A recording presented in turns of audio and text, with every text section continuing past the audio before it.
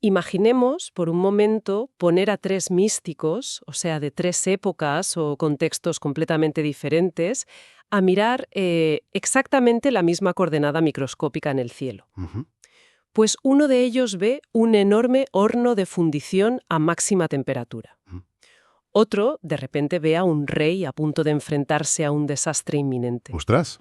Y el último ve el brillante y reluciente escaparate de una joyería. Es una locura de contraste, ¿sí? Totalmente. Pues hoy nuestra misión en este análisis a fondo es diseccionar cómo el grado 23 del signo de Tauro esconde, a través de estas imágenes, uno de los mapas más brutales y precisos sobre la ambición humana. Es que es un experimento mental fascinante. Porque claro, normalmente cuando se piensa en la observación del espacio, pues la mente se va a coordenadas, a distancias en años luz, a pura matemática fría y vacío, ¿no? Claro, a lo científico. Exacto. Pero al entrar en el territorio de la cosmobiología y del simbolismo astrológico, ese lienzo negro se llena de imágenes hiperrealistas. No estamos hablando de constelaciones inmensas, Ya. sino de un solo grado entre 360, una porción milimétrica de la bóveda celeste. Y para quienes nos acompañan hoy en esta exploración, el objetivo es precisamente desentrañar el mensaje oculto en ese grado exacto. Eso es. Porque contamos con tres fuentes simbólicas fundamentales que literalmente mapearon cada grado del zodíaco con visiones superliterales. Vamos a basarnos estrictamente en las visiones de Charubel, en las alegorías descritas en la bolasfera y en los misteriosos símbolos sabianos. Ujú. Pero bueno, antes de entrar al detalle, cabe preguntarse por qué estas tres fuentes y de dónde salen. Porque, a ver, no son simples cuentos infantiles. Que va, en absoluto. Es fundamental entender el mecanismo de estas fuentes para darles el peso que realmente merecen. Claro. Por un lado tenemos a Charuflel, que era el seudónimo de un místico galés del siglo XIX llamado John Thomas, quien afirmaba obtener estas imágenes mediante clarividencia pura. Ajá. Por otro lado tenemos la Bolásfera, un texto antiguo que fue traducido e introducido a Occidente por Cefarial, que Cefarial era uno de los astrólogos más prominentes de la época victoriana. O sea, ¿pesos pesados del esoterismo? Pesos pesados, totalmente. Y finalmente, los símbolos sabianos, que surgieron allá por 1925, cuando el astrólogo Mark Edmund Jones y la vidente Elsie Wheeler se sentaron en un parque y canalizaron una imagen para cada uno de los 360 grados del zodíaco de forma completamente secuencial. Es decir, tres sistemas diferentes, canalizados o escritos por mentes distintas, pero todos apuntando a la misma coordenada exacta. Exacto. Y el telón de fondo astrológico aquí es crucial, ¿eh? Porque estamos en el grado 23 de Tauro. Y bueno, Tauro es un signo de tierra regido por Venus. Ujú. Representa lo tangible, la materia, el dinero, el valor de las cosas. Y también, todo hay que decirlo, una terquedad inmensa. Desde luego. Y ese grado 23 suele asociarse, en algunos sistemas de decanatos, con energías bastante más restrictivas y ambiciosas, muy ligadas a la estructura y al poder.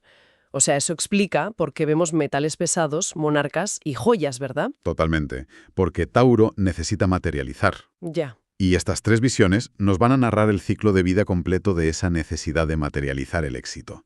Desde el fuego primario que forja la materia, Ajá. pasando por el tremendo peligro de ostentar el poder, hasta la preservación de un legado que realmente valga la pena. Pues empecemos por el principio del proceso de creación, que es el calor extremo y la materia prima. Y aquí es donde la primera fuente, Charubel, entra en juego. Sí, La imagen literal que describe para el grado 23 de Tauro es súper directa.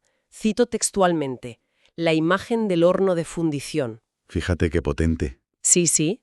Y cuando el texto desglosa las características de lo que en astrología se llama el nativo, o sea, la persona que tiene este grado marcado en su carta astral, nos dice que simboliza a alguien dotado de una gran fuerza espiritual y de una generosidad inmensa. Lo cual tiene todo el sentido del mundo si se analiza la física de un horno. A ver, un horno no retiene el calor. No, claro, lo expulsa. Exacto, lo irradia hacia afuera. Es una energía expansiva que calienta a todo lo que tiene alrededor. En términos humanos, pues esa radiación es la generosidad. Ya, pero ojo a esto, porque el texto no se queda ahí y añade un giro bastante intrigante. Dice que, al mismo tiempo, esta persona posee una sensibilidad extrema ante cualquier imposición o fraude. Literalmente dice que las transacciones fraudulentas raramente le pasan desapercibidas. Ujú. Y luego suelta este detalle que a mí me resulta curiosísimo. Especifica que, mientras la fuerza espiritual es enorme, los poderes intelectuales pueden ser de capacidad moderada. Es una dicotomía brillante. O sea, fuerza espiritual máxima, intelecto moderado. Vale, a ver, vamos a desempacar esto un poco. O mejor dicho, voy a hacer de abogada del diablo porque me cuesta comprar esta idea de buenas a primeras. A ver, dispara. Porque, a simple vista, parece súper contradictorio. En el mundo real, la gente que es excesivamente generosa y espiritual suele ser la primera en ser estafada.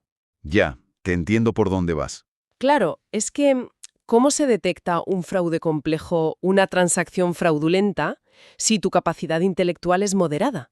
Normalmente asociamos atrapar a un mentiroso con ser un genio calculador, no sé, un sabueso que ataca cabos lógicos de forma impecable. Es una excelente objeción, ¿eh? Pero el error ahí está en asumir que el engaño opera en el nivel intelectual. ¿Ah, no? No. Lo fascinante aquí es cómo esta analogía redefine lo que se considera perspicacia. La mente lógica, el intelecto que Charubel describe como moderado en este caso, es en realidad facilísimo de engañar. Claro, porque el estafador te lía con datos. Exactamente. Un fraude complejo se diseña específicamente para burlar al intelecto. Funciona mediante contratos bien redactados, excusas que parecen lógicas, cifras manipuladas y argumentos que suenan súper racionales. Ya veo. O sea, el estafador presenta un espejismo lógico. Y claro, si intentas combatir eso solo con lógica, pues entras de lleno en el terreno de juego del estafador. Eso es, pero el horno de fundición, esa fuerza espiritual radiante de la que habla el texto, no opera en el nivel de los argumentos racionales. Ya. Opera en un nivel de vibración y pureza absolutas. Piensa en esto. Un horno de fundición no se pone a analizar el metal con una lupa para ver si tiene impurezas. Simplemente lo quema todo. Exacto. Simplemente aplica un calor tan extremo que la escoria se quema por pura física y solo el metal puro sobrevive. Ostras. A nivel humano, esa generosidad inmensa y esa fuerza espiritual crean una especie de alerta que suena en el estómago, no en la cabeza. Las malas intenciones ajenas hacen cortocircuito ante una intención tan pura. No hace falta un intelecto privilegiado para sentir que algo está podrido. Es que el fraude simplemente no puede soportar la temperatura de esa honestidad. Qué bueno. Es decir, funciona como un detector de mentiras espiritual. Totalmente. La intuición ardiente reemplaza por completo a la hoja de cálculo mental. No hay que ser un lince de las finanzas. Simplemente cuando alguien con intenciones ocultas se acerca a esta energía, se quema. Literalmente. Y esto establece un estándar altísimo de pureza interna. Pero claro, el fuego del horno no se puede quedar ardiendo en el vacío indefinidamente. Tarde o temprano, esa energía creadora exige tomar forma en el mundo material. Exige ejercer influencia y autoridad. Y ay, amigo, ese paso a la manifestación externa es donde las cosas empiezan a complicarse, pero severamente. Totalmente. Porque eso nos lleva al escalofriante escenario que plantea nuestra segunda fuente, que es la bolasfera. De la forja pasamos directamente al palacio. Ujú. Y la imagen que da la bolasfera para este mismo grado 23 de Tauro es muy cruda. Cito el texto literal. El rey en el trono con la figura velada detrás. Madre mía. Es una de las estampas más ominosas de todo el zodiaco. La cúspide del éxito terrenal ensombrecida por una presencia completamente inquietante. Sí. Y aquí es donde se pone realmente interesante la cosa. Porque la bolasfera aborda una palabra clave explícita para este texto. Y es una palabra contundente. La palabra es colapso. Colapso. Ahí es nada. El texto detalla el riesgo inminente de sufrir una desgracia exactamente en la cumbre de la carrera. Y lanza una advertencia literal, casi matemática. Dice que la caída estará peligrosamente en proporción a la altura que obtuvo.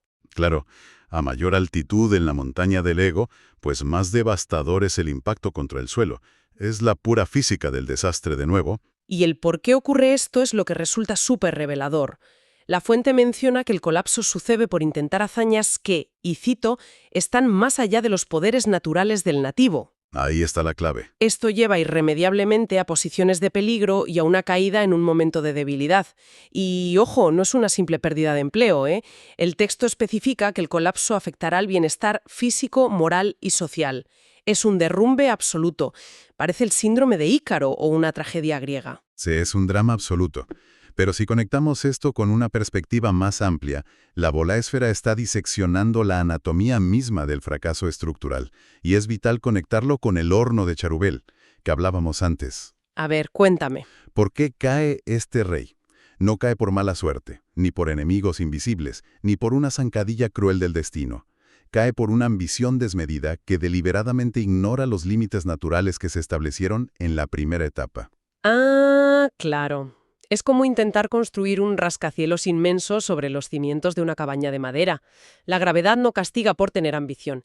¿Castiga por ignorar la física básica de tus propios materiales? Esa es la metáfora perfecta. Fíjate que Cherubel establecía enorme fuerza espiritual, pero intelecto moderado. Ya. Pues el peligro aparece cuando el horno de fundición llega a la cima impulsado por su intuición, no su carisma puro, y de repente el ego toma el control. Al sentarse en el trono, el individuo comienza a creer que puede dominar disciplinas para las que realmente no tiene aptitud natural. O sea, se cree invencible. Exacto. Imagina un líder visionario y súper generoso que, cegado por la soberbia, decide convertirse de repente en el gestor financiero implacable de un imperio, asumiendo tareas que exceden por completo sus poderes naturales. Claro, y ahí es donde aparece la figura velada. Que si lo analizamos bien, no es un asesino a sueldo escondido tras una cortina esperando para apuñalarlo. No, ¿qué va? La figura velada es simplemente la física haciendo su trabajo. Es el peso de las propias decisiones, las consecuencias ineludibles de ir más allá de los propios límites, esperando en completo silencio. Esperando el momento de debilidad, como dice literalmente el texto. Porque sostener una farsa, o fingir habilidades que no se poseen naturalmente, requiere un gasto de energía monstruoso. Ya te digo. Tarde o temprano llega el agotamiento. El rey parpadea, la estructura cede bajo su propio peso, y la sombra velada da un paso al frente para ejecutar la ley de causa y efecto. Es una sacudida brutal a la soberbia humana. El mensaje parece clarísimo. El universo tolera el éxito masivo, pero no tolera el autoengaño. Exactamente. No perdona el autoengaño. Ahora bien, nuestra historia no puede terminar en ruinas, espero. Si el fuego del horno lleva al éxito material y el ego del trono amenaza con destruirlo todo en un colapso estrepitoso, la discusión debe evolucionar hacia la síntesis. ¿Cómo se canaliza esa ambición? ¿Cómo se sobrevive a la cumbre sin que el trono se convierta en una trampa mortal? O más pragmático. Y social. Vale, pasamos entonces a los símbolos sabianos. La imagen literal que aporta esta fuente para el grado 23 de Tauro es una joyería. Fíjate qué cambio. Sí, pasamos de la industria pesada del horno y del drama shakespeariano del rey al centro de una ciudad moderna, frente a un escaparate brillante. Y la palabra clave aquí es diametralmente opuesta a la anterior.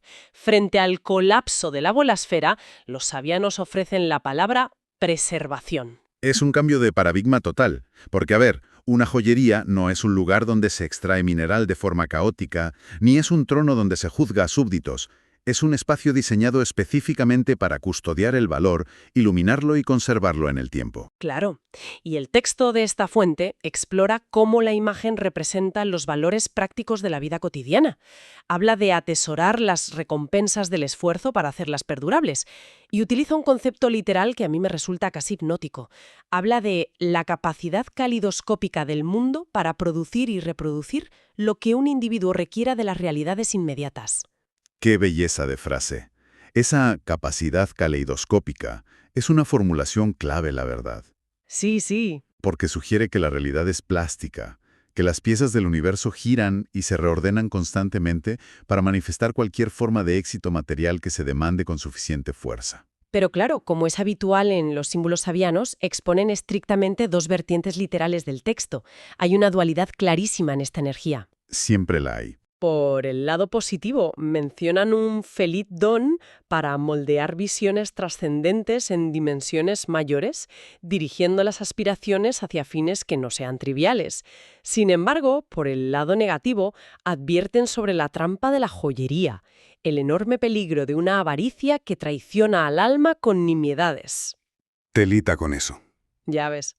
Entonces, ¿qué significa todo esto en realidad al unir todas las piezas?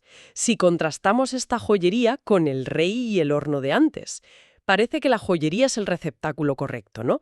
Es el lugar donde el metal, que fue dolorosamente purificado por el horno y que sobrevivió a la tentación de la tiranía del trono, finalmente adquiere su forma perdurable. Claro, y esto plantea una pregunta fundamental sobre la naturaleza de la acumulación material. A ver, la joyería representa el lujo supremo, el valor súper concentrado, pero el texto sabiano es muy cauteloso al delimitar qué tipo de lujo es espiritualmente aceptable para este grado. Ajá. Señala que este lujo, este atesoramiento, debe ser un reflejo de todo logro notable en el carácter o las habilidades. O sea que el valor de la joya en el escaparate no reside en su peso en oro, reside en lo que simboliza. Eso es. Igual que una medalla olímpica no vale por los gramos de metal que contiene, sino por las miles de horas de entrenamiento disciplinado que materializa, ¿no? Esa es la clave de la preservación legítima. La dualidad sabiana resuelve la tensión que hemos visto durante todo el análisis. El éxito material masivo, el dinero, el lujo, no son inherentemente tóxicos ni destructivos. Ya, no hay que demonizarlos. Exacto. Son hermosos y válidos, siempre que operen bajo esa capacidad caleidoscópica para moldear visiones trascendentes. El abismo se abre de verdad cuando se acumula por pura avaricia superficial. Claro. Cuando el objetivo se vuelve sencillamente acaparar chatarra brillante para llenar un vacío existencial. Y es ahí donde se corre el riesgo literal de traicionar al alma con nimiedades. Perder la brújula espiritual por coleccionar objetos sin ningún significado profundo.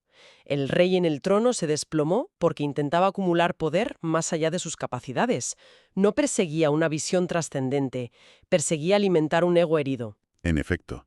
Y fíjate, la joyería bien entendida no es el templo de la avaricia, es el museo del propio carácter. Qué bonito eso. Es el testamento perdurable de un trabajo interno genuino, originado en aquel horno de fundición puro y honesto del que hablaba Charubel al principio. Viéndolo así, estoy asombrada de cómo estas tres fuentes, que provienen de metodologías y épocas tan dispares, logran tejer una hoja de ruta tan coherente y preventiva para el grado 23 de Taulo. Es que es casi un manual de supervivencia para la ambición.